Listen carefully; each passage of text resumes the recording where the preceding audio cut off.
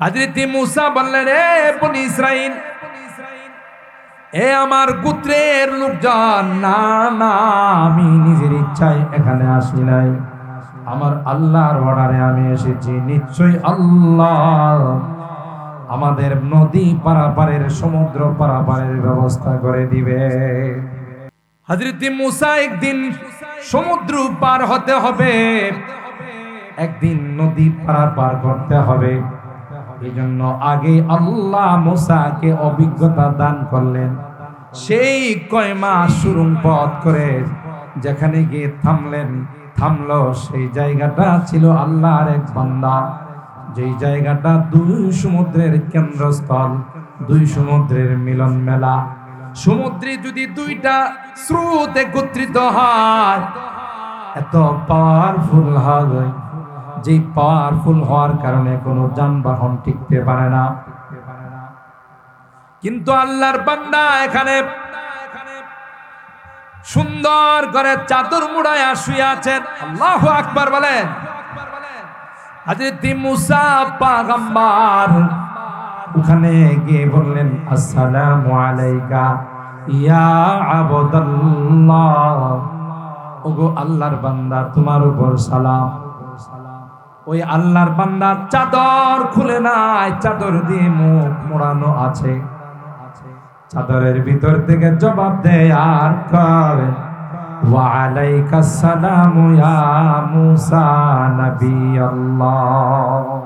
হযরত মুসা পয়গম্বর তাকে প্রশ্ন করলেন, জীবনে কোনোদিন আপনার সঙ্গে আমাদের দেখা নাই, জীবনে কোনোদিন আপনার সঙ্গে আমার সালাম কালাম নাই, কি করে বুঝলেন গো আমি যে বনি ইসরাইলের পয়গম্বর মুসা?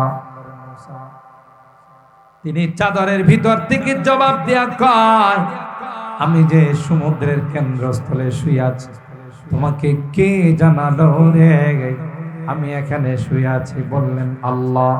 যেই আল্লাহ আমার লোকেশন দিয়েছেন, সেই আল্লাহ আমাকে ফোন দিয়ে বলে দিয়েছেন, বনি ইসরাইলের পয়গম্বর মুসা আসবে তোমার মাদ্রাসায় ভর্তি হওয়ার জন্য। তিনি বললেন, ক্বালা হাল আত্তাবিউকা আলা আন তুআল্লিমানি মিম্মা উল্লিমতা রুশদা। মুসা আলাইহিস সালাম কয়, আপনার মাদ্রাসায় আমারে ভর্তি করবে? খিজির আলাইহিস সালাম কয়, না, আমার মাদ্রাসার আইন কানুন বড় কড়া, আপনি ভর্তি হয়ে এখানে পড়তে পারবেন না। সুবহানাল্লাহ।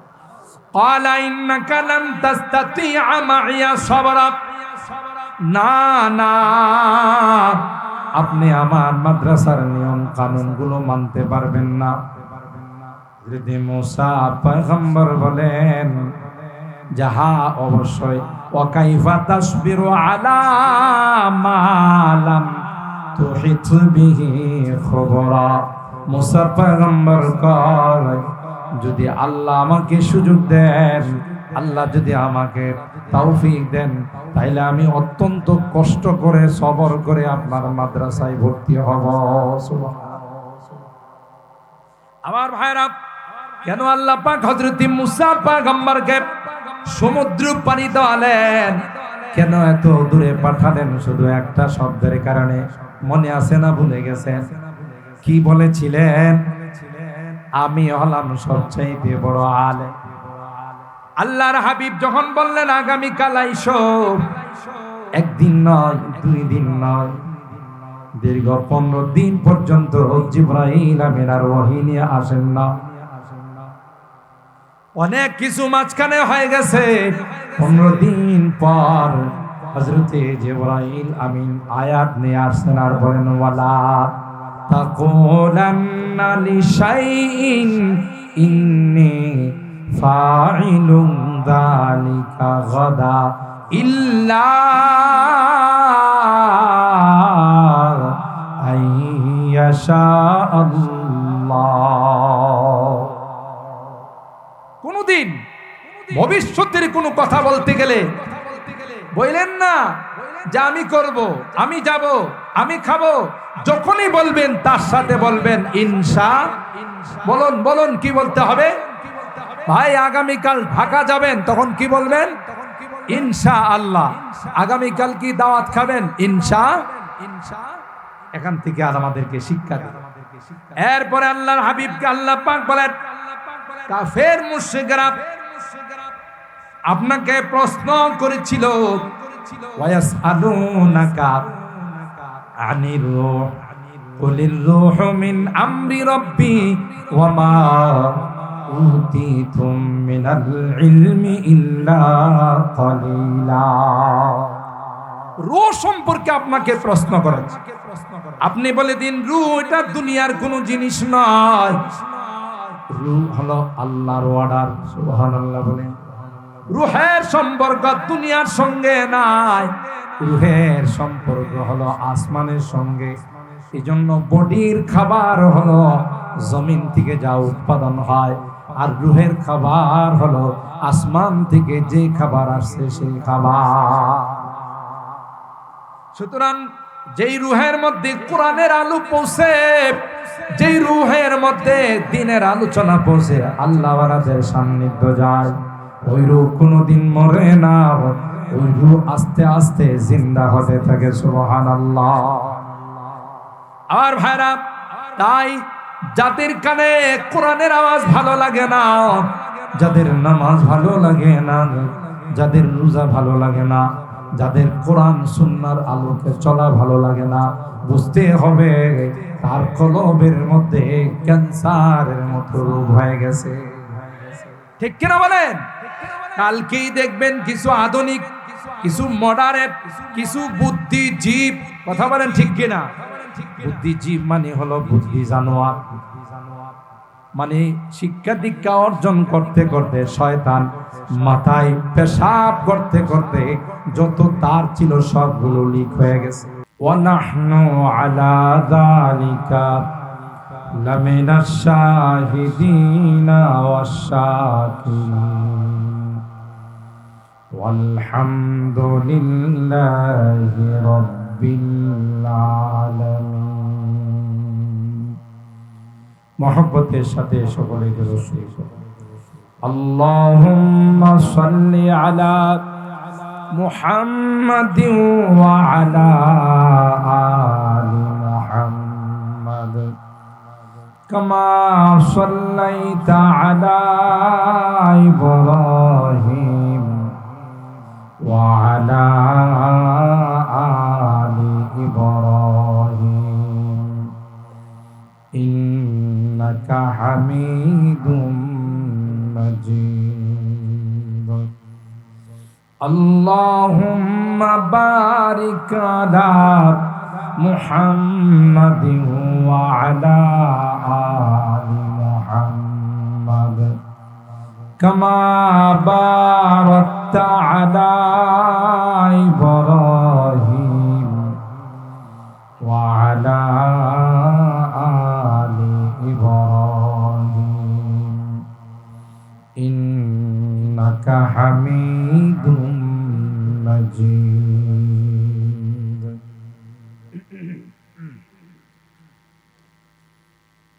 আলহামদুলিল্লাহ সুম্মা আলহামদুলিল্লাহ।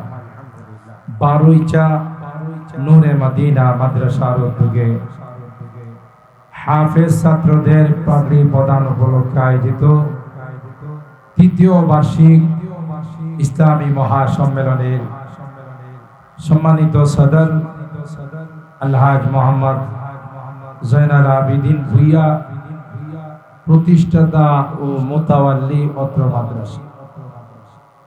আজকের মাহফিলের প্রধান মেহমান পীরে কামেল হযরতুল আল্লাম আল্লামা মাহমুদুল হাসান দামাত বারাকাতুহু, খলিফা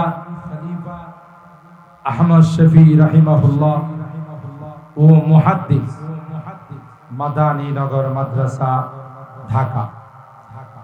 হযরত উলামায়ে কেরাম, বেরাদারান ইসলাম, পর্দার আড়ালের মা ও বোন, অগণিত অসংখ্য মানুষ থেকে নির্বাচিত করে আমাদের কিছু মানুষকে আজকের এই জান্নাতি বরকতি কোরআনী মাহফিলে আসার বসার তৌফিক দান করেছেন। এই জন্য অন্তরের অন্তঃস্থল থেকে কালিমাতুশ শুকর আদায় করি, জোরে সুরে বলি আলহামদুলিল্লাহ। আর একটু জোরে বলি আলহামদুলিল্লাহ। আজকের এই মাহফিল আপনাদের প্রাণ প্রিয় প্রতিষ্ঠান নূরে মদিনা হাফিজিয়া মাদ্রাসার উদ্যোগে আয়োজিত, এবং এখানে হাফেজ ছাত্রদেরকে পাগড়ি প্রদান করা হবে। আমাদের বুজুর্গানে দিন বিশ্ব হুজুর দামাত বারাকাতুহুম বরকতি হাতে এই সকল হাফেজ ছাত্রদের মাথায় দাস্তারে ফজিলত সম্মানের মুকুট পাগড়ি পরিয়ে দেবেন ইনশাআল্লাহ। আমি খুব শর্ট টাইমে দুইটি কথা এই হাফেজ ছাত্রদের সম্পর্কে, যারা কোরআনে কারীম পড়ে এবং কোরআনে কারীমের আলেম হয়, আলেমে বা আমল, আলেমে রব্বানি হাক্কানি হয়, তাদের ফজিলত সম্পর্কে, মর্যাদা সম্পর্কে দুইটি কথা আপনাদের খেদমতে আরজ করে বিদায় নেব ইনশাআল্লাহ।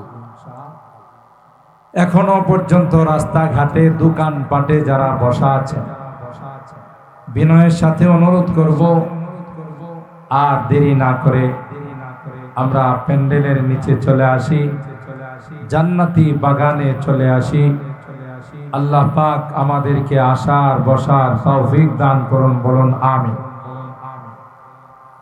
কোরআনে কারীমের সূরা আল মুজাদালা আয়াত নাম্বার হলো 11, এর অংশ বিশেষ আপনাদের খিদমতে আমি তিলাওয়াত করি। আল্লাহ পাক রব্বুল আলামিন ইরশাদ করেন, ইয়ারফাইল্লাহুল্লাযীনা আমানু মিনকুম, তোমাদের মধ্যে যারা ঈমানদার, পৃথিবীর সবার চেয়ে তাদের মর্তবা বেশি। বেঈমান কাফের মুশরিক যারা, তাদেরকে আল্লাহ কোরআনে কারীমের ভাষায় মুর্দা বলে আখ্যায়িত করেছেন, মৃত বলে আখ্যায়িত করেছেন। আসলে কি তারা মৃত? তারা কি হাঁটা চলা, খাওয়া দাওয়া এগুলোতে লিপ্ত না? তাহলে আল্লাহ রাব্বুল আলামিন তাদেরকে কি হিসাবে মৃত্যু বলে ঘোষণা করেছেন? কয় তাদের চক্ষু আছে, কিন্তু ওই চোখ দিয়ে ভালো কিছু দেখে না। কান আছে, কান দিয়ে ভালো কিছু শুনে না। তাদের কলব, অন্তঃকরণ আছে, এই অন্তর দিয়ে ভালো কিছু বোঝার চেষ্টা করে। তাইলে এই রকমের মানুষ আল্লাহ বলেন এরা আমার কাছে মানুষ নয়, জিন্দা নয়, এরা হলো। কোরআনুল কারীমের সূরাতুল আরাফ এর এক আয়াতে আল্লাহ তাআলা বলেন, ওয়ালাকাদ যারানা লিজাহান্নামা কাসীরাম মিনাল জিন্নি ওয়াল ইনস। আল্লাহ বলেন আমি সৃষ্টি করেছি জাহান্নামের জন্য অধিকাংশ মানব আর দানব। এরা কারা? লাহুম কুলুবুন লা ইয়াফকাহুনা বিহা, তাদের কলব আছে, অন্তর আছে, কিন্তু এই অন্তর দিয়ে ইসলাম আর দ্বীন পরকাল বুঝার চেষ্টা করে। ওয়ালাহুম আ'য়ুনুন লা ইউবসিরুনা বিহা, তাদের চক্ষু আছে, এই চক্ষু দিয়ে তারা দ্বীন আর হক আর ইসলামকে দেখে। ওয়ালাহুম আযানুন লা ইয়াসমাউনা বিহা, আল্লাহ বলেন তাদের কান আছে, কান দিয়ে তারা ভালো কিছু শোনার চেষ্টা করে। তাহলে এরা কারা? উলাইকা কাল আনআম, এরা হলো চতুষ্পদ জন্তুর মতো, হাইওয়ান আর জানোয়ারের মতো। বালহুম আদাল, বরং হাইওয়ান আর জানোয়ারের থেকে ওরা নিকৃষ্ট। নাউযুবিল্লাহ। আওয়ামান কানা মাইতান ফাআহইয়াইনাহু ওয়াজআলনা লাহু নূরান ইয়ামশি বিহি ফিন-নাস কামান মাসালুহু ফিয-যুলুমাতি লাইসা বিখারিজিম মিনহা কাযালিকা যুইনা লিল কাফিরিনা মা কানু ইয়ামালুন। আল্লাহ বলেন যারা ঈমানদার নয়, যারা বেঈমান, যারা কাফের মুশরিক, আল্লাহ বলেন তাদেরকে আমি আল্লাহ ঈমানের নূর আর ঈমানের লাইট দান করি নাই। যে ঈমানের নূর তাদের কাছে না থাকায়, ঈমানের লাইট তাদের কাছে না থাকায় তারা ভালোকে ভালো মনে করে না, ভালোকে খারাপ মনে করে, আর খারাপকে ভালো মনে করে। দেখবেন গায়ে যখন জ্বর আসে, শরীরটা যখন অসুস্থ হয়ে যায়, ভালো খাদ্য তার কাছে ভালো লাগে না। কুখাদ্য যেগুলো সুস্বাদু খাবার নয়, ওইগুলো তার কাছে ভালো লাগে, আর সুস্বাদু খাদ্যগুলো তার কাছে ভালো লাগে না। তাহলে বুঝতে হবে তার আসলে মেশিনের মধ্যে প্রবলেম। জোরে বলুন ঠিক কিনা? জ্বরের কারণে তার রুচির মধ্যে সমস্যা হয়ে গেছে, খানার মধ্যে সমস্যা নয়। ঠিক ওয়াজ মাহফিল, মসজিদ, মাদ্রাসা, নামাজ, রোজা যাদের কাছে পছন্দ লাগে না, ভালো লাগে না, বুঝতে হবে তাদের অন্তরের মধ্যে বেদি আর রোগে আক্রান্ত হয়ে আছে। ঠিক কিনা বলেন? গানের আসর, মদের আসর, জেনার আসর, গুনার কাজগুলো তার কাছে ভালো লাগে, আর নেকের কাজগুলো তার কাছে ভালো লাগে না। দ্রুত তার চিকিৎসা হওয়া দরকার। যতক্ষণ পর্যন্ত সুচিকিৎসা না হবে, ততক্ষণ পর্যন্ত তার কাছে দিনের কাজ ভালো লাগে। এখন এই চিকিৎসা কার কাছে করা যায়? এমবিবিএস, এফসিবিএস, এফআরসিএস না, এই রুহানি রোগের চিকিৎসার জন্য রুহানি ডাক্তারের কাছে যায়। রুহানি ডাক্তার কারা? রুহানি ডাক্তার ছিলেন সন্দীপের হযরত রাহিমাহুল্লাহ। রুহানি ডাক্তার ছিলেন উলামায়ে কেরামদের শেখ হযরত আহমদ শফি রাহিমাহুল্লাহ।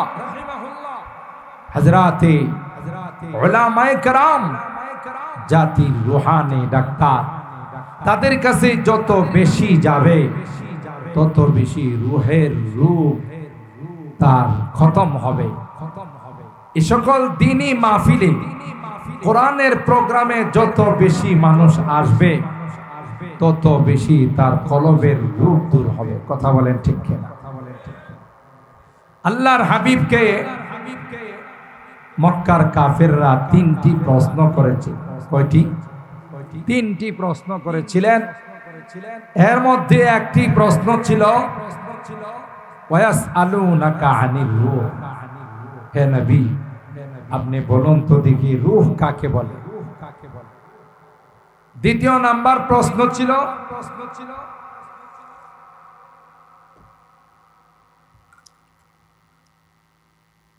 আল্লাহর হাবিবকে দ্বিতীয় নাম্বার প্রশ্ন কাফের মুশরিকরা করেছিল আসহাবে কাহাফ সম্পর্কে। তিন নাম্বার প্রশ্ন ছিল যুলকারনাইন বাদশা ইস্কান্দার।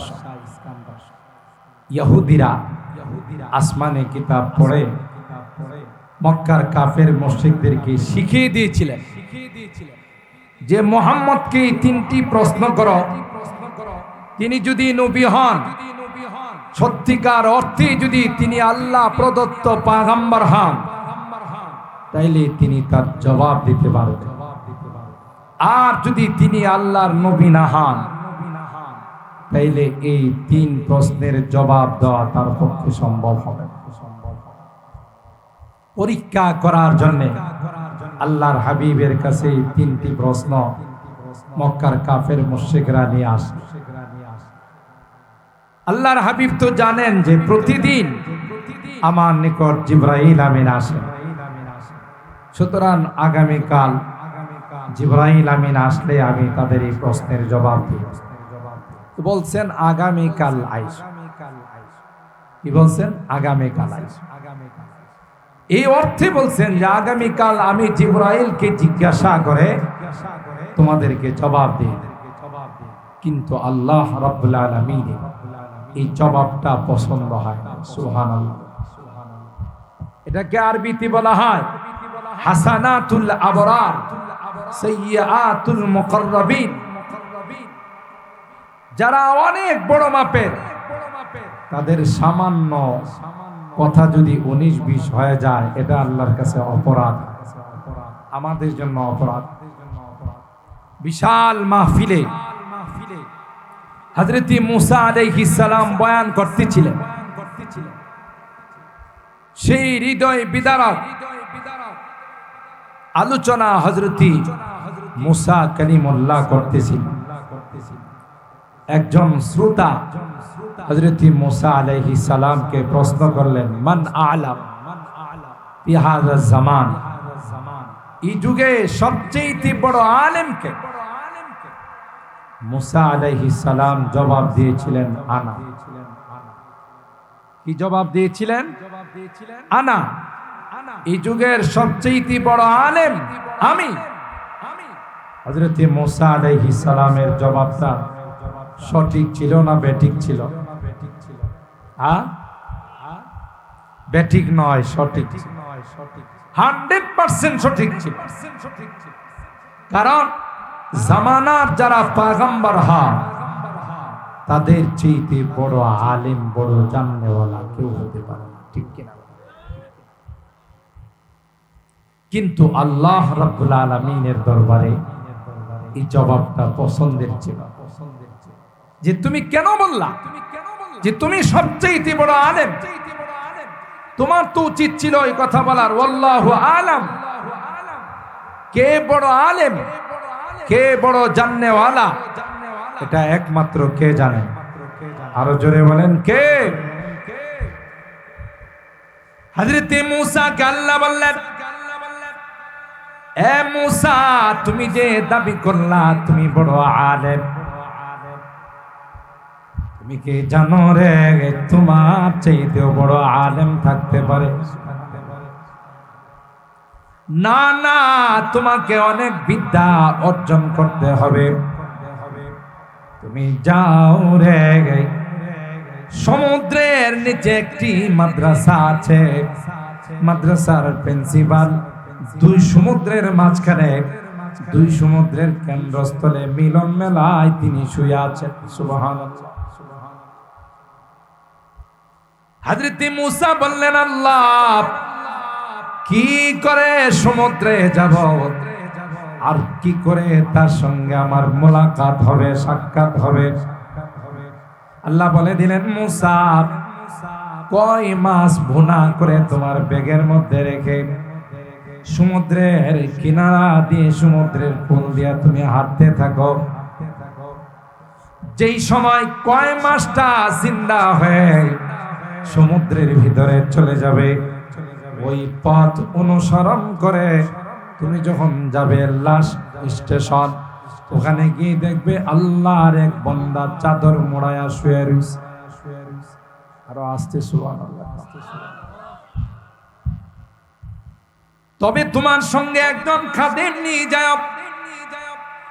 সফরের আদব হলো সাথে একজন সফর সঙ্গী থাকা, কারণ যদি কোনো বিপদ হয়ে যায় সফর সঙ্গী থাকলে আমার সহযোগিতা হবে। তাই হযরতে মুসা পয়গম্বর তার সঙ্গে একজন যুবককে নিয়ে রওনা দিলেন, যেই যুবকের নাম ছিল ইউশা ইবনে নুন, যিনি মুসা পয়গম্বরের পরবর্তীতে নবী হবে। সুবহানাল্লাহ বলে। কই তাকে নিয়ে তুমি সমুদ্রের পারে, সমুদ্রের কিনারায় কিনারায় কুলে কুলে সফর করতে থাকবে। একটা সময় আসবে দেখা যাবে এই ভুনা করা কয় মাছ জিন্দা হয়ে সমুদ্রের পথে চলে গেছে। আপনাদের বারুইচা এলাকায় মাঝে মধ্যে তো এরকমের ভুনা মাছ জিন্দা হয়ে, যে মাছ মহিলারা কড়াইতে ভুনা করে ভাজি করে মাঝে মধ্যে দেখা যায় এগুলো জিন্দা হয়ে মেইন রোডের মধ্যে চলে যায়। কি বলেন? কিন্তু আল্লাহ যদি ইচ্ছা করেন জিন্দা করতে পারেন না পারেন? বলুন, আল্লাহর ক্ষমতা আছে না নাই? তিনি তো সর্বময় ক্ষমতার মালিক। কাউকে ক্ষমতায় বসান, কাউকে নামান। কে? কাউকে ইজ্জত দেন, কাউকে বেইজ্জত করেন। কে? কেউ যদি ক্ষমতা পায়া ভুলে যায় যে আমি সবচেয়ে পাওয়ারফুল, তাহলে চরম ভুল করবে। ঠিক কিনা বলেন? পৃথিবীর বড় বড় বাদশা, ক্ষমতাবান, পাওয়ারফুল, সুপার পাওয়ারের মালিক, দেখা গেছে আল্লাহ তাদেরকে অপমানিত করে, লাঞ্ছিত করে পৃথিবী থেকে বিদায় করছে। কিয়ামত পর্যন্ত যারাই ক্ষমতায় আসবে, আল্লাহকে যদি ভুলে যায়, অহংকার যদি চলে আসে, দাম্ভিকতা যদি চলে আসে, সেকেন্ডের মধ্যে আল্লাহ ক্ষমতা থেকে অপসারণ করে দিবে। ক্ষমতা আমার আল্লাহর আছে না? দাম্ভিকতা, জুলুম আল্লাহ পছন্দ করে না। যারা জালেম হয়, মানুষের উপর অত্যাচার আর নির্যাতন চালায়, একদিন না একদিন আসমান থেকে তাদের উপরে গজব নাই। বাংলাদেশও তার ব্যতিক্রম নয়। কথা বলেন? জুলুম করতে করতে করতে করতে চরম পর্যায়ে কাউকে গুম, কাউকে খুন, কাউকে আয়না করে। কথা বলেন ঠিক কিনা? আর এই মাজলুমদের, নিপীড়িত নির্যাতিত মানুষের বদদুয়া আল্লাহর আরশের মধ্যে যখন ধাক্কা লাগাইছে, 15 বছরের ক্ষমতা 15 দিনে শেষ হয়ে গেছে। কি ঠিক বললাম? আপনারা শুনলে আশ্চর্য হবেন যে আল্লাহ কিভাবে সাইজ করে। আমরা যারা মাহফিলে যাই, দিনের কিছু কথাবার্তা বলি, একটা পর্যায়ে আদালত থেকে একজন বিচারক রায় দিয়েছিলেন যে যারা মাঠে ময়দানে বয়ান করে, ওয়াজ করে, তাদের উপর ইনকাম ট্যাক্স লাগানো দরকার। নাউজুবিল্লাহ করবেন না? ওলামায়ে কেরাম, নায়েবে রাসূল যারা, ওয়ারাসাতুল আম্বিয়া, এরা তো দিনের জন্য, দিনের স্বার্থে কিছু কথা বলতে যান। হাদিয়া, তুফা, মাহফিল থেকে গাড়ি ভাড়া যাই কিছু দেওয়া হয় সেগুলো নিয়ে চলে যান। কিন্তু এই সুকুনের বদনজর পড়ছে আলেম ওলামাদের ওয়াজের মধ্যে। কথা বলেন ঠিক কিনা? আল্লাহ ডাক দিয়া কয়, এ নায়েবে রাসূল, এ উলামা সমাজ, এ ওয়ারাসাতুল আম্বিয়া, সবর কর। ওই দিন বেশি দূরে নয় রে গই, যেদিন তোমাদের ইনকামের উপরে ট্যাক্স না গই, যে ফতোয়া দিয়েছে তার নিচের অংশের মধ্যে ট্যাক্স লাগানো হবে। কথা কয় না? আপনারা দেখেছেন যেই বিচারক আলেম ওলামাদের বয়ানের উপরে ইনকাম ট্যাক্স লাগানোর কথা বলেছিল, একটা পর্যায়ে কলা গাছের পাতায় শুয়েও মুক্তি পায় নাই। কথা বলেন ঠিক কিনা? কলা গাছের পাতায় শুইছে আর দেখছে আলেম ওলামাদের দাড়িটা যদি আমার দাড়ি লাগাই, দাড়িটা রাখলে যদি কোনোভাবে আমি নিষ্কৃতি পাই, মুক্তি পাই, দাড়ি রাখার পরেও জনগণ তাকে ছাড় দেয় নাই। কারণ হাদিসের মধ্যে আসছে, ইন্নামাল আমালু বিন্নিয়াত, সমস্ত কাজ নির্ভর করে নিয়তের উপর। এই দাড়ি রাখা সুন্নতের জন্য ছিল না, জান বাঁচানোর জন্য ছিল। আর একজন দাড়ি রাখছিল দরবেশ নামে পরিচিত, তার দাড়িটাও সুন্নতের জন্য ছিল না, বাংলাদেশের টাকা লুটপাট করার একটা পায়তারা ছিল। এই জন্য দাড়ি রাইখা নিস্তার পায় নাই। আরেকজন দাড়ি রাইখা কোটি কোটি টাকা, হাজার কোটি টাকা দেশের আত্মসাৎ করেছে, শেষ পর্যন্ত ওই দাড়ি আর টিকাইতে পারে না। নিয়তের মধ্যে প্রবলেম ছিল, কথা বলেন ঠিক কিনা? আমার ভাইরা, আল্লাহ পাক বলেন না না যারা নায়েবে রাসূল হয়, ওয়ারাসাতুল আম্বিয়া হয়, আল্লাহর নবী কয় এরা তো নবীদের ওয়ারিস, আর নবীরা টাকা পয়সা সোনা দানা রেখে যায় নাই। ও ইন্নামা ওয়ারাসুল ইলম, ইলমে ওয়াহী তাদের মধ্যে রেখে গেছেন, তারা ইলমে ওয়াহীর উত্তরাধিকার। সুতরাং তাদের সঙ্গে যারা আদাওয়াতি করে রে, তাদের সঙ্গে যারা দুশমনি করে, আমি আল্লাহ তাদের সঙ্গে যুদ্ধের ডিক্লার দিলাম। দুই ব্যাপারে আল্লাহ তাআলা যুদ্ধের ডিক্লার দিয়েছেন। একটা হলো যারা সুদি কারবার করে, কি করে?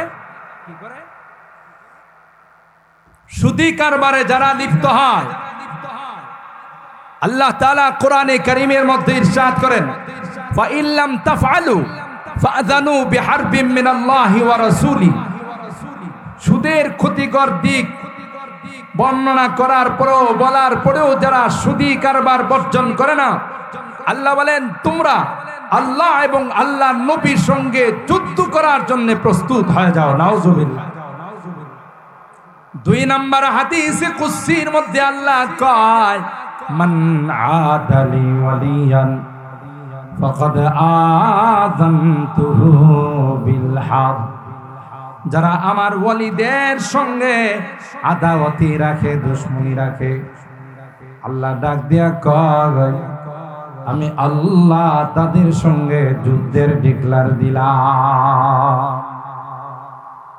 সাধারণ মনে করেন না, যারা নায়েবে রাসূল কোরআন হাদিসের শিক্ষা দেয়, মানুষকে ঈমান শিক্ষা দেয়, নামাজ শিক্ষা দেয়, দ্বীন শিক্ষা দেয়, ওরা টাকা পয়সার জন্য নয়, আল্লাহকে খুশি করার। গোটা বাংলাদেশে এত পরিমাণ কোরআনের মাদ্রাসা, পৃথিবীর কোথাও এত কোরআনের মাদ্রাসা। সুবহানাল্লাহ। কোরআন সুন্নাহ ইসলামের বিরোধিতা যারা যত বেশি করবে, তত বেশি আল্লাহ কোরআনের মাদ্রাসা অলিতে গলিতে জাগাই দেবে। আজকে গোটা বাংলাদেশ পৃথিবীর মধ্যে কোরআনের দেশ হিসাবে পরিচিত, ঠিক কিনা বলেন? গোটা বিশ্ব বাংলাদেশকে কোরআনের দেশ হিসাবে চেনে। সুবহানাল্লাহ। ছোট্ট একটি বাংলাদেশ, বিশ্বের এমন কোন দেশ না যেই দেশ আমাদের এই প্রিয় মাতৃভূমি বাংলাদেশকে চিনে না, কিন্তু অন্য কোনো কিছু দিয়ে চেনে না, কোরআন দিয়ে চিনে, ঠিক কিনা বলেন? আপনাদের এই নূরি মদিনা মাদ্রাসা, আপনারা এশারের সময় আসেন নাই? ছোট্ট একটি বাচ্চা, আমি যেহেতু এখানে এশার নামাজ পড়েছি, এত চমৎকার, এত সুন্দর তিলাওয়াত করেছে, এরাই 200-300 রাষ্ট্রকে পিছনে ফেলে বাংলাদেশের লাল সবুজের পতাকা পৃথিবীর মধ্যে পথ করে ওড়ায়। কথা বলেন ঠিক কিনা? আজকে গোটা বিশ্বে আমার দেশের হাফেজে কোরআনরা যখন প্রতিযোগিতায় অংশগ্রহণ করতে যায়, অন্যান্য রাষ্ট্রগুলোকে পিছনে ফেলে 1 নাম্বার স্থান অধিকার করে বাংলাদেশের সম্মানকে উজ্জ্বল করে নিয়ে আসে। কথা বলেন ঠিক কিনা? তাইলে এই কোরআন, আল্লাহ পাক রব্বুল আলামিন বলেন, ইয়ারফাইল্লাহুল্লাযীনা আমানু মিনকুম ওয়াল্লাযীনা উতুল ইলমা দারাজাত। শুরুতে যেই কথা আপনাদের খিদমতে আরজ করতেছিলাম যে আল্লাহর হাবিব ওয়াসাল্লাম কাফের মুশরিকরা প্রথমে রূহ সম্পর্কে প্রশ্ন করলেন। আল্লাহর হাবিব জবাব দিতে গিয়ে বলেছিলেন আগামীকাল আসবে। হযরত মুসা পয়গম্বর বলেছিলেন আমি হলাম জামানার সবচেয়ে বড় আলেম, জান্নেওয়ালা। আল্লাহ পাক রব্বুল আলামিন তাকে বললেন তোমাকে অনেক শিক্ষা অর্জন করতে হবে, তোমাকে মাজমা আল বাহরাইন, 2 সমুদ্রের কেন্দ্রস্থল মিলন মেলা, ওখানে গিয়ে প্রিন্সিপালের কাছে আবেদন করতে হবে যে আমাকে আপনার মাদ্রাসায় ভর্তি করুন। সুবহানাল্লাহ। হযরত মুসা পয়গম্বর সাথে ইউশা ইবনে নুনকে নিয়ে রওনা দিলেন সমুদ্রের কিনারায়। চলতে চলতে একটা পর্যায়ে এক জায়গায় ক্লান্ত হয়ে গেলেন, শুয়ে গেলেন, বিশ্রাম করলেন। ঘুম থেকে ওঠার পর হযরত মুসা পয়গম্বর খাদেমকে ডাক দিয়া কয়, আতিনা গাদানা লাকাদ লাকিনা মিন সফরিনা হাযা নাসাবা। এ খাদেম, ভ্রমণ করতে করতে ক্লান্ত হয়ে গেছি, আমাদের নাস্তাগুলো বের করো, আমাদের খাবারগুলো বের করো, একটু খেয়ে নেব। খাদেম খাবার বাহির করার জন্য যখন ব্যাগের ভিতরে হাত ঢোকাইলেন, দেখে ব্যাগের ভিতরের কয় মাছ ব্যাগের ভিতরে নাই। সুবহানাল্লাহ বলেন না? ভুনা কয় মাছ জিন্দা হয়ে সমুদ্রের ভিতরে চলে গেছে। যখন বলল হুজুর কয় মাছ তো নাই, কোথায় গেল? তো হুজুর আমি ভুলে গেছিলাম, তখনই আমি দেখেছি কয় মাছ নাই। চলো আবার বেঁকে যাইতে হবে। আল্লাহ পাক রব্বুল আলামিন কয় মাছ সমুদ্রের যে রাস্তা দিয়ে ভিতরে চলে গেছে, ওই রাস্তাটাকে আল্লাহ পাক সুড়ঙ্গ পথ বানাই রাখছে। কোরআনের ভাষায় কয় ফাত্তাখাযা সাবিলাহু ফিল বাহরি সারাবা। মুফাসসিরিনে কেরাম লিখেন, হযরত মুসা পয়গম্বর একটা সময় আসবে যেই সময়ে বনি ইসরাইলদেরকে নিয়ে সমুদ্র পথ পাড়ি দিতে হবে। যখন মিশর ত্যাগ করে মুসা পয়গম্বর বনি ইসরাইলদেরকে নিয়ে লৌহি সাগরের পারে চলে আসলেন, তখন মুসা পয়গম্বরের সাথীরা ইমানদার মুমিন মুসলমান তাকে বললেন, ক্বালা আসহাবু মুসা ইন্না লামুদরাকুন। এ মুসা, আমরা তো ধরা পড়ে গেলাম। সামনের দিক দিয়ে হলো সমুদ্র, পিছনের দিক থেকে ফেরাউন তার বাহিনী নিয়ে আসতেছে, তুমি কি আমাদেরকে মারার জন্য নিয়ে আসলা? মুসা পয়গম্বর বলেন, ক্বালা কাল্লা ইন্না মাইয়া রাব্বি সায়াহদিন। না না, নবীরা যখন বাড়ি থেকে বের হয় নিজের ইচ্ছায় বের হয় নাই, কার ইচ্ছায়? আরো জোরে বলতে হবে, কার ইচ্ছায়? আল্লাহর ইচ্ছায় বের হয়। হযরত মুসা বললেন, রে বনি ইসরাইল, এ আমার গোত্রের লোকজন, না না, আমি নিজের ইচ্ছায় এখানে আসি নাই, আমার আল্লাহর অর্ডারে আমি এসেছি। নিশ্চয়ই আল্লাহ আমাদের নদী পারাপারের, সমুদ্র পারাপারের ব্যবস্থা করে দিবে। হযরত মুসা একদিন সমুদ্র পার হতে হবে, একদিন নদী পারাপার করতে হবে। এই জন্য আগে আল্লাহ মুসাকে অভিজ্ঞতা দান করলেন। সেই কয় মাস সুড়ঙ্গ পথ করে যেখানে গিয়ে থামলো, সেই জায়গাটা ছিল আল্লাহর এক বান্দা, যেই জায়গাটা দুই সমুদ্রের কেন্দ্রস্থল, দুই সমুদ্রের মিলন মেলা।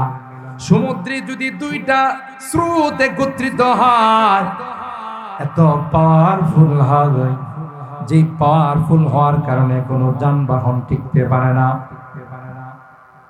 কিন্তু আল্লাহর বান্দা এখানে সুন্দর করে চাদর মুড়ায়া শুয়ে আছেন। আল্লাহু আকবার বলেন।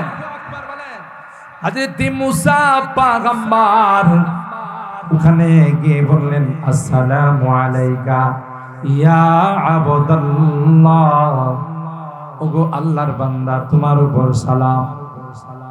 ওই আল্লাহর বান্দা চাদর খুলে নাই, চাদর দিয়ে মুখ মোড়ানো আছে। চাদরের ভিতর থেকে জবাব দেয় আর কয়, ওয়া আলাইকাস সালামু ইয়া মুসা নবী আল্লাহ। আরো আস্তে সুবহানাল্লাহ। হযরত মুসা পয়গম্বর তাকে প্রশ্ন করলেন, জীবনে কোনদিন আপনার সঙ্গে আমাদের দেখা নাই, জীবনে কোনদিন আপনার সঙ্গে আমার সালাম কালাম নাই, কি করে বুঝলেন গো আমি যে বনে ইসরাইলের পয়গম্বর মুসা? তিনি চাদরের ভিতর থেকে জবাব দেয়া কয়, আমি যে সমুদ্রের কেন্দ্রস্থলে শুয়ে আছি, তোমাকে কে জানালো রে আমি এখানে শুয়ে আছি? বললেন আল্লাহ। যেই আল্লাহ আমার লোকেশন দিয়েছেন, সেই আল্লাহ আমাকে ফোন দিয়ে বলে দিয়েছেন বনে ইসরাইলের পয়গম্বর মুসা আসবে তোমার মাদ্রাসায় ভর্তি হওয়ার জন্য। তিনি বললেন, ক্বালা হাল আত্তাবিউকা আলা আন তুআল্লিমানি মিম্মা উল্লিমতা রুশদা। মুসা আলাইহিস সালাম কয়, আপনার মাদ্রাসায় আমারে ভর্তি করবে? খিজির আলাইহিস সালাম কয়, না, আমার মাদ্রাসার আইন কানুন বড় কড়া, আপনি ভর্তি হয়ে এখানে পড়তে পারবেন না। সুবহানাল্লাহ। ক্বালা ইন্নাকা লান তাসতাতিআ মাইয়া সাবরা। না না, আপনি আমার মাদ্রাসার নিয়ম কানুন গুলো মানতে পারবেন না।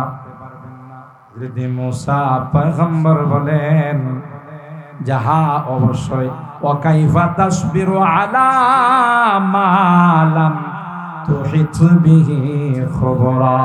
মুসা পয়গম্বর কয়, যদি আল্লাহ আমাকে সুযোগ দেন, আল্লাহ যদি আমাকে তৌফিক দেন, তাইলে আমি অত্যন্ত কষ্ট করে সবর করে আপনার মাদ্রাসায় ভর্তি হব।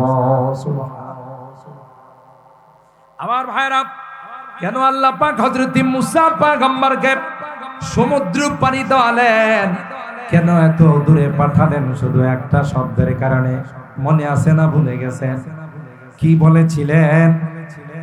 আমি হলাম সবচেয়ে বড় আলেম। আল্লাহর হাবিব যখন বললেন আগামীকাল আইসো, একদিন নয়, 2 দিন নয়, দীর্ঘ 15 দিন পর্যন্ত জিবরাইল আমিন আর ওহী নিয়ে আসেন না। অনেক কিছু মাঝখানে হয়ে গেছে। 15 দিন পর হযরতে জিবরাইল আমিন আয়াত নিয়ে আসেন আর বলেন, ওয়ালা তাকুলান্না লিশাইইন ইন্নী ফাইলুন যালিকা গাদা ইল্লা আইয়াশা আল্লাহ। কোনদিন ভবিষ্যতের কোনো কথা বলতে গেলে বললেন না যে আমি করব, আমি যাব, আমি খাবো। যখনই বলবেন তার সাথে বলবেন ইনশাআল্লাহ। বলুন বলুন, কি বলতে হবে? ভাই আগামীকাল ঢাকা যাবেন, তখন কি বলবেন? ইনশাআল্লাহ। আগামীকাল কি দাওয়াত খাবেন? ইনশাআল্লাহ। এখান থেকে আর আমাদেরকে শিক্ষা দিন। এরপরে আল্লাহর হাবিবকে আল্লাহ পাক বলেন, কাফের মুশরিকরা আপনাকে প্রশ্ন করেছিল, ওয়ায়াসআলুনাকা আনির রূহ কুলির রূহু মিন আমরি রাব্বি ওয়া মা উতিতুম মিনাল ইলমি ইল্লা কালিলা। রূহ সম্পর্কে আপনাকে প্রশ্ন করেছে, আপনি বলে দিন রূহ এটা দুনিয়ার কোনো জিনিস নয়। রূহ হলো আল্লাহর অর্ডার। সুবহানাল্লাহ বলেন। রূহের সম্পর্ক দুনিয়ার সঙ্গে নাই, রূহের সম্পর্ক হলো আসমানের সঙ্গে। এজন্য বডির খাবার হলো জমিন থেকে যা উৎপাদন হয়, আর রূহের খাবার হলো আসমান থেকে যে খাবার আসছে সেই খাবার। সুতরাং যেই রূহের মধ্যে কোরআনের আলো পৌঁছে, যেই রূহের মধ্যে দ্বীনের আলোচনা পৌঁছে, আল্লাহওয়ালাদের সান্নিধ্য যায়, ওই রূহ কোনোদিন মরে না, ওই রূহ আস্তে আস্তে জিন্দা হতে থাকে। সুবহানাল্লাহ। আর ভাইরা, তাই যাদের কানে কোরআনের আওয়াজ ভালো লাগে না, যাদের নামাজ ভালো লাগে না, যাদের রোজা ভালো লাগে না, যাদের কোরআন সুন্নাহর আলোকে চলা ভালো লাগে না, বুঝতে হবে তার কলবের মধ্যে ক্যান্সারের মতো রোগ হয়ে গেছে। ঠিক কিনা বলেন? কালকেই দেখবেন কিছু আধুনিক, কিছু মডার্ন, কিছু বুদ্ধিজীব, কথা বলেন ঠিক কিনা? বুদ্ধিজীব মানে হলো বুদ্ধি জানোয়ার, মানে শিক্ষা দীক্ষা অর্জন করতে করতে শয়তান মাথায় পেশাব করতে করতে যত তার ছিল সবগুলো লিক হয়ে গেছে। এগুলোকে বলে বুদ্ধিজীব, বুদ্ধি জানোয়ার। কোরআনের মাদ্রাসা গুলোকে ব্যঙ্গের ছাতা বলে, কথা বলেন ঠিক কিনা? কোরআনের মাদ্রাসা গুলোকে জঙ্গিবাদের আস্তানা বলে, ঠিক কিনা বলেন? ইনশাআল্লাহ যতদিন পৃথিবী থাকবে আর কেউ কোরআনের মাদ্রাসাকে ব্যঙ্গের ছাতা বলার সাহস পাবে না। যতদিন আসমান আর জমিন থাকবে ততদিন কোরআনের মাদ্রাসাকে জঙ্গিবাদ প্রজনন কেন্দ্র কেউ বলতে পারবে না। কারণ এই কোরআনের মাদ্রাসাগুলো বানাইছেন, আরো জোরে বলে, কোরআনের এই সূরা মুজাদালার আয়াতে বলেন আল্লাহ, যারা ঈমানদার আমি আল্লাহ তাদের মর্তবাকে বৃদ্ধি করে দিয়েছি। সুবহানাল্লাহ। বিশেষ করে ওয়াল্লাযীনা উতুল ইলমা দারাজাত, যারা আহলে ইলম, আসমানি কিতাবের ইলম বিদ্যা অর্জন করে, ইলমে ওহী শিক্ষা করে, নায়েবে রাসূল যারা হয়, আল্লাহ বলেন সবচাইতে বেশি মর্যাদাওয়ালা তাদেরকে বলা। ওয়া ইন্নাল মালাইকাতা লাতাদাউ আজনিহাতাহা রিদান লিতালিবিল ইলম। এ ভাই, নূরে মদিনা মাদ্রাসায় যে সকল তালেবে ইলমরা, কোরআনের যে সকল পাখিরা বাড়ি থেকে বাসা থেকে কোরআন শিক্ষা করার জন্য আসে, আল্লাহর হাবিব কয় রহমতের ফেরেশতারা তাদের পায়ের নিচে পর বিছাই দেয়। আল্লাহু আকবার। গোটা বিশ্বের সকল প্রাণীরা তাদের জন্য আল্লাহর কাছে দোয়া করে। ওয়া ইন্নাল আলিমা লা ইস্তাগফির লাহু মান ফিস সামাওয়াতি ওয়াল আরদ ওয়াল হিতানু ফি জাওফিল মা ওয়ান নামলাতু ফি জুহরিহা। নদীর মাছ, গর্তের পিপিলিকা, প্রত্যেকটা প্রাণী আল্লাহর কাছে কয় আল্লাহ তোমার এই বান্দাদের গুনাহ খাতা মাফ করে দাও। কেন তাদের মর্যাদা সবচাইতে বেশি? কারণ এদের সিলেবাস, এটা হলো পৃথিবীর সবচাইতে দামি সিলেবাস। সিলেবাসের নাম কি? জোরে বলুন কি নাম? আল কোরআন। বলুন কি নাম? আল কোরআন। আল্লাহ যেমন মহান, তার কালাম সেরকম মহান, ঠিক কিনা বলে? ভাগ্যবান ওই সকল ব্যক্তিরা যারা এই সকল কোরআনের মাদ্রাসার সাথে সম্পর্ক আছে। সুবহানাল্লাহ। আমাদের মুতাওয়াল্লি সাহেবকে আল্লাহ নেক হায়াতের মালিক বানায় দেন, আমিন বলেন। ইনি বিশাল বড় এক ব্যবসা আল্লাহর সঙ্গে জোড়াই দিছে। কোরআনের মাদ্রাসার জন্য এত দামি জায়গা, যেখানে 6 লেন হচ্ছে, এই জায়গার এক একটা ইঞ্চি কথা বলেন ঠিক কিনা? কোরআনের মাদ্রাসার জন্য তিনি এখানে ওয়াকফ করেছেন। আল্লাহ ওনাকে, ওনার পরিবার পরিজন যারা আছেন সকলকে নেক হায়াতের মালিক বানাই দেন, আমিন বলেন। আল্লাহ তাআলা বিপদ আপদের হাত থেকে রক্ষা করেন। মুরব্বীরা যারা দুনিয়া থেকে চলে গেছেন, আল্লাহ তাদের রূহের মধ্যে এখানে যত তিলাওয়াত হয়, এখানে যত শিক্ষা দীক্ষা হয়, সব কিছুর সব তাদের রূহের মধ্যে পৌঁছে দেন, আমিন বলেন। আমরাও যদি এই মাদ্রাসার সাথে নিজেদেরকে জড়ায় ফেলতে পারি, মাদ্রাসার সাথে যদি আমাদের মহব্বত আর ভালোবাসার সম্পর্ক হয়ে যায়, আল্লাহর কসম কিয়ামতের কঠিন ময়দানে যেদিন আমার পরিবারের কেউ আমার সঙ্গে হবে না, কেউ আমাকে আপন বলে স্বীকার করবে না, সেদিন এই মাদ্রাসার কোরআনের পাখিরা আজকে যাদের মাথায় দস্তারে ফজিলত পাগড়ি পরিয়ে দেওয়া হবে। এরা বলবে, আল্লাহ আমাদেরই বারোইচা এলাকার মানুষগুলো আমাদের মাদ্রাসার মধ্যে এসে মাদ্রাসার খোঁজ খবর নিত, বোর্ডিংয়ের খোঁজ খবর নিত, আমাদের খোঁজ খবর নিত। আজকে গুনার কারণে তাদেরকে জাহান্নামের কাতারে দেখা যায়। যতক্ষণ পর্যন্ত তাদের জান্নাতের ফয়সালা না হবে, আমরা তোমার জান্নাতে যাব না। সুবহানাল্লাহ। তাহলে সম্পর্ক রাখার দরকার আছে না নাই? যারা সম্পর্ক রাখছে এরা দুনিয়াতেও লাভবান, পরকালেও। আর যারা বিরোধিতা করছে এদের কপালে জুতা ছাড়া কিছুই মিলে না। কথা বলেন ঠিক কিনা? যেই লাইট আল্লাহ পাক জ্বালিয়েছেন, পৃথিবীর কোন শক্তি, মহাশক্তি, পরাশক্তি এই লাইটকে কিয়ামত পর্যন্ত অফ করতে, যে অফ করতে যাবে সে নিজেই অফ হয়ে যাবে। ঠিক কিনা বলেন? চিরাগে রব কে ইজ্জত বর ফরজাদ, চিরাগে রব কে ইজ্জত বর ফরজাদ, হারা কসদম জনদনি শাশে বসুজাদ।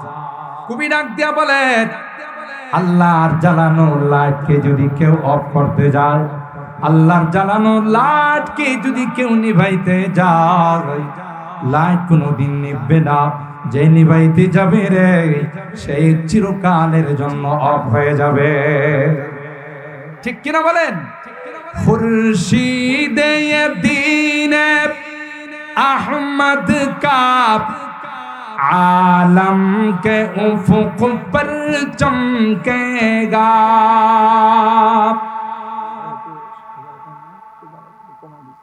खुर्शीद दीन अहमद का आलम के उफुक पर चमकेगा।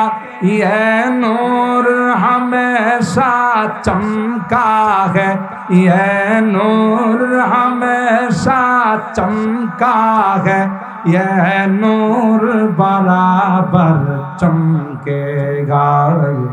इल्म हुनर का गहवारा तारीख का से पारा है। हर फूल हायक शोला है, हर शल्वा यहाँ में नारा है। अल्लाहु अकबर बोले।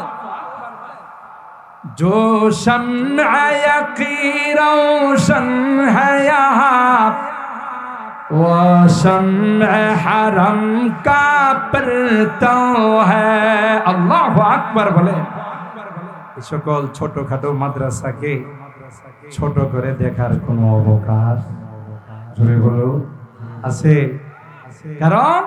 কারণ এই মাদ্রাসাগুলোর সম্পর্ক হলো দারুল উলুম দেওবন্দের সঙ্গে, দেওবন্দের সম্পর্ক রওজায়ে পাকের সঙ্গে, রওজায়ে পাকের সম্পর্ক আরশে আজিমের সঙ্গে। সুবহানাল্লাহ। এত মজবুত তার গোড়া, এত মজবুত তার শিকড়, কেউ ষড়যন্ত্র করে এটার সাথে মোকাবেলা করতে, বরং যত ষড়যন্ত্র বেশি হবে তত কোরআনের মাদ্রাসাগুলো বাড়তে থাকবে। ঠিক কিনা বলেন?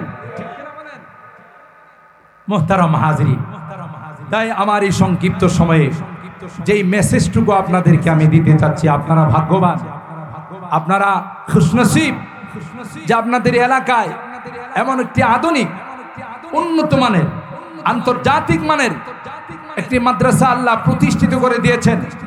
কারণ মাদ্রাসার ছাত্রদের কোরআনের পাখিদের তিলাওয়াত শুনলেই বোঝা যায় যে কত যোগ্য শিক্ষক মণ্ডলীর দ্বারা কত সুন্দরভাবে তাদেরকে প্রতিষ্ঠিত করা হচ্ছে। আল্লাহ পাক রব্বুল আলামিন আমাদের এই মাদ্রাসাকে দিন দিন উন্নতি নসিব করুন, আমিন বলুন। আল্লাহ পাক এই মাদ্রাসার যত জরুরত আছে গায়বী খাজানা থেকে পূরণ করে দিন, আমিন বলুন। দিন দিন যেন এই মাদ্রাসা উন্নতির দিকে যায়। আমরা সকলে মিলে আল্লাহ রাব্বুল আলামিনের দরবারে দোয়া করব যে আল্লাহ যেন এই মাদ্রাসাকে আস্তে আস্তে বাংলাদেশের একটি মডেল, গোটা বিশ্বের মধ্যে একটি মডেল হিসাবে কবুল করেন। আর আমরা যেন আজীবন এই মাদ্রাসার কোরআনের পাখিদের সাথে মহব্বত রেখে দুনিয়ার থেকে বিদায় নিতে পারে। আল্লাহ রাব্বুল আলামিন আমাদেরকে তৌফিক দান করুন, আমিন।